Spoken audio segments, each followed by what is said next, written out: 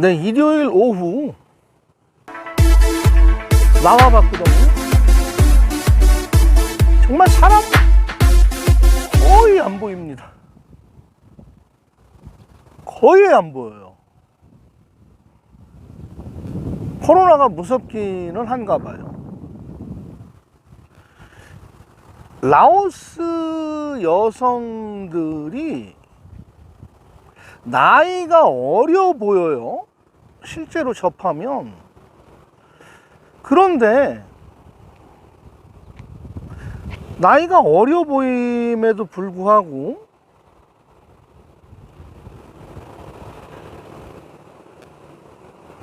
실제로 만남을 갖다 보면요, 어린 자녀들이 한두 명 있는 분들이 상당히 많습니다. 분명히 아가씨 같았고 처녀 같았는데 이야기하고 만나보면 나중에 보면 꼭 남편은 없고 아기들이 있어요. 확인 잘 하셔야 됩니다. 태국도 마찬가지예요. 특히 라오스 여성들은 어렸을 때 우리나라 같은 그 초등학교나 중학교, 고등학교, 뭐 중등교육까지 의무교육이라고는 하지만 그거는 이제 최근 몇 년 전의 일이고요.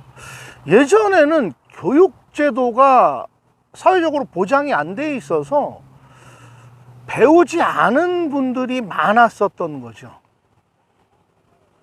그러다 보니까 의식이라든지 생각, 개념이 우리 국내 여성에 비해서 조금 떨어지는 건 사실이죠.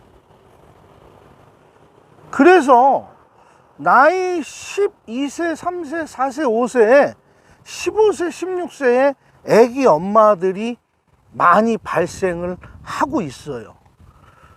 비엔티엔 시내는 시내에서 원래 살던 사람 같으면 좀 덜하지만 특히 시골에 만약에 고산족 생활을 했던 분들이라면 나이 19세에도 아기 엄마가 돼 있을 수 있습니다. 저기도 지금 보면 나이가 그렇게 많지 않은데 아기를 데리고 나와 있어요. 그리고 혼인신고 안 하고 아기를 낳고 사는 사람들이 의외로 많다는 거죠. 그래서 한국 남성이 라오스 여성이나 태국 여성을 만났는데 이제 정부 치고 마음도 가고 몸도 가고 끊을래야 끊을 수 없는 관계로 발전을 한 상태에서 아이가 둘이 있다는 걸 알게 됐을 때 한국 남성들이 나름 쇼크를 먹게 되죠. 그렇다고 그때 돼서 백도 뒤로 갈 수 있는 것도 아니고 엎어진 물을 다시 담기에도 늦은 감이 있는 거죠.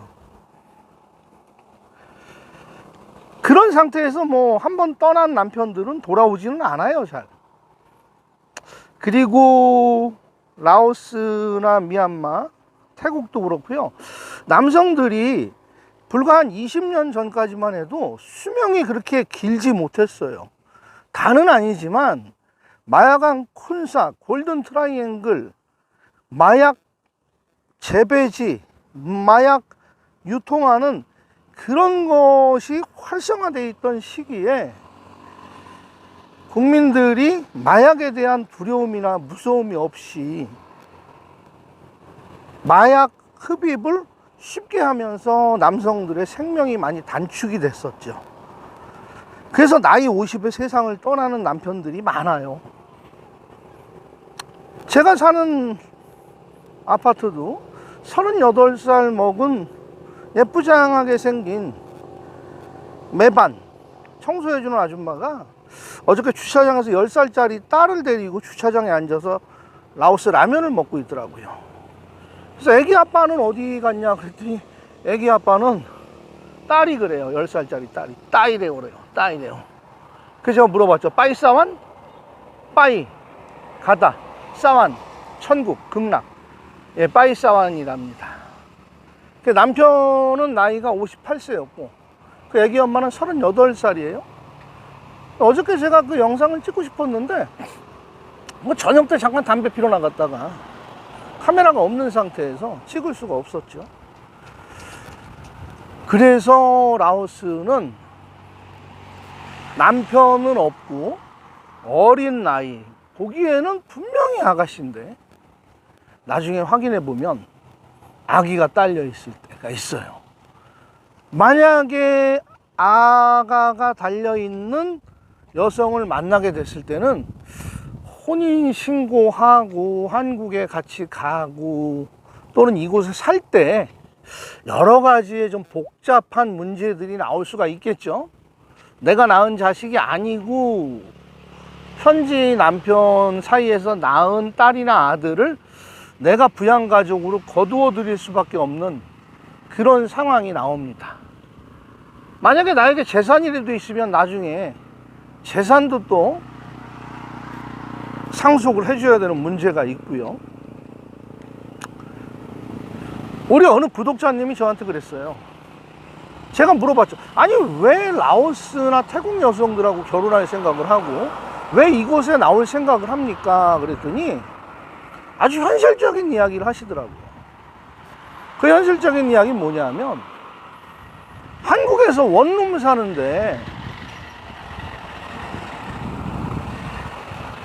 조그만 아파트 월세 사는데 작은 공간에 전세 사는데 어떻게 한국에서 결혼할 수 있겠냐는 얘기를 하시더라고요. 네, 그 얘기 듣는 순간 아 정말 맞는 얘기구나. 그리고 또 이런 게 있어요. 제가 태국에 치앙마이에 있을 때 본 건데요. 그 33살 태국 여성이 한국 남성 58세 되는 사람이랑 결혼을 했어요. 태국에서도 결혼식을 하고 한국에 가서도 결혼식을 했는데 이 태국 부인 이제는 35살이 됐겠네요. 35살 이 여성이 한국을 가면 3개월 만에 귀국을 하더라고요. 한국을 가면. 그래서 왜 그러냐 그랬더니 결혼 비자가 안 나오는 거예요. 그러니까 체류를 3개월씩 밖에 끊어서 할 수밖에 없는 거예요. 그것도 1년에 한 6개월이나 한 9개월 정도만. 저 아저씨는 뭐 짱돌을 들고 다니네. 짱돌을 들고 걸음을 걷고 있어요. 한국에서 저러고 다니면 잡아가죠. 신고하죠. 짱돌을 들고 저렇게 걸어 다니면. 아령을 들고 걸어 다니는 일이지. 참. 라오스 처자들도 산보 나왔네요. 자, 그런데 제가 물어봤었어요. 왜 너는 3개월씩 밖에 안 있고 태국으로 돌아오고 하냐. 아, 그 남편이 경기도 남양주 별내에 사는데 별내 조그만 중소기업의 뭐 경비 반장인가 하는 것 같아요. 저녁 때만 출근한다고 하는 거 보면 이 나라 말로 하면 얌이죠. 얌. 이제 푸짝한인 셈인데 남편이 남양주군 별내에 집이 없어요. 집이 자기 명의로. 그리고 근로소득 가끔씩 내는 세금이 그렇게 높지가 않은 거예요. 과표가. 그러니까 태국 대사관, 태국에 있는 방콕에 있는 한국 대사관에서 결혼 비자를 굉장히 꺼려해주고 안 주고 있는 거예요.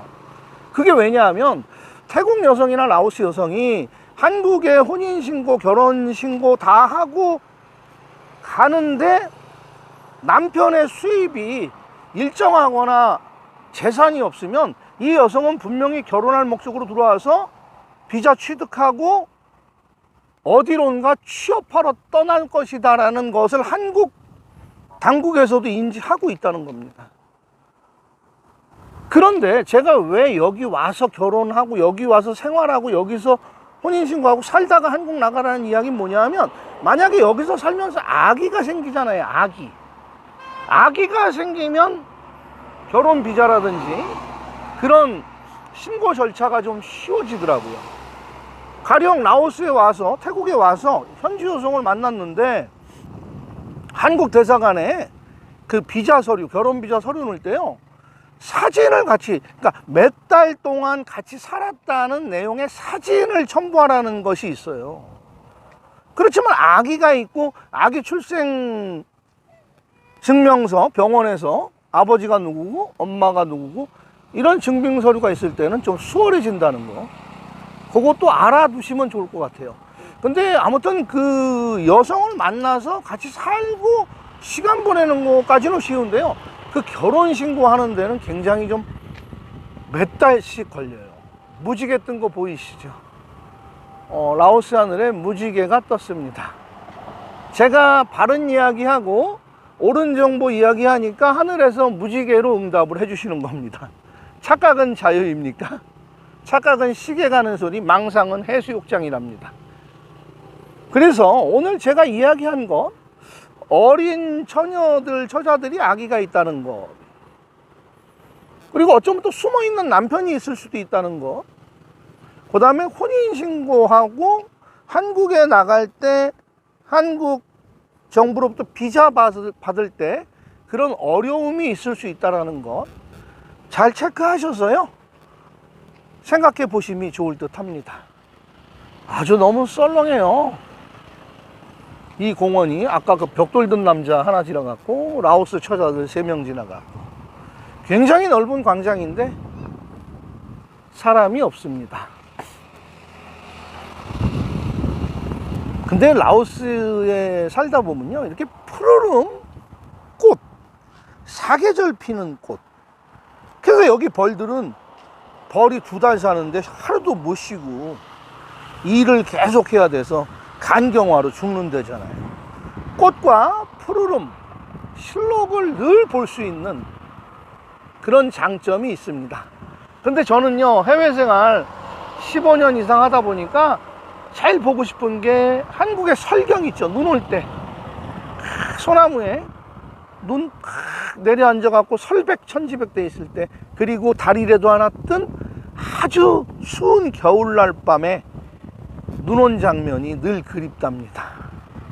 그리고 요즘 들어서 왜 이렇게 새꽃이, 도다리, 새꽃이, 그 다음에 낙지 숙회, 문어 숙회, 생낙지, 살아있는 낙지, 그런 게 먹고 싶네요.